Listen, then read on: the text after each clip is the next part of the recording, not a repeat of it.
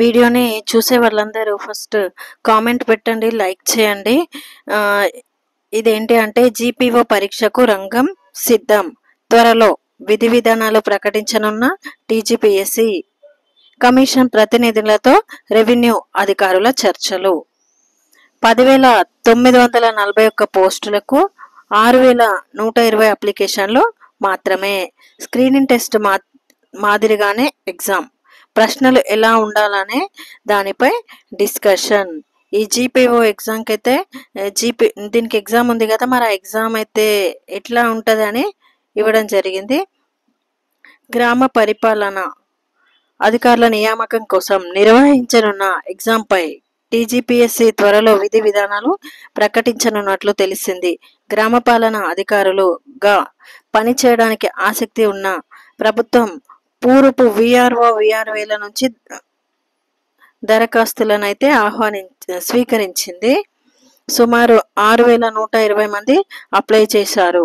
అయితే వీరికి పరీక్షలు నిర్వహించిన తర్వాతే నియామకాలు ఉత్తర్వులు అందజేయనున్నారు.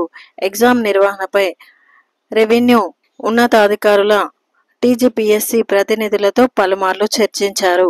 అయితే ఎగ్జామ్ ద్వారా వారి సామర్థ్యాన్ని పరీక్షించడం మినహా ఎవరిని ఎలిమినేట్ చేసే అవసరం కూడా లేదు.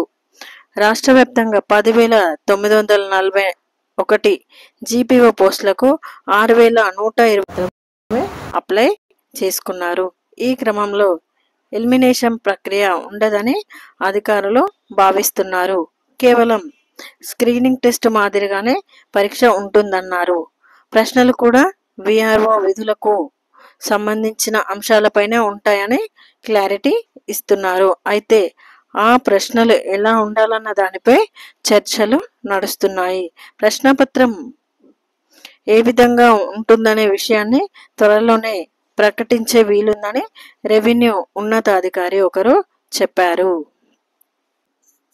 ఎవరైతే మరి ఎగ్జామ్కి రాస్తున్నారో ఒక్కసారి ఇదైతే చూసుకోవాలి పేపర్లో అప్డేట్.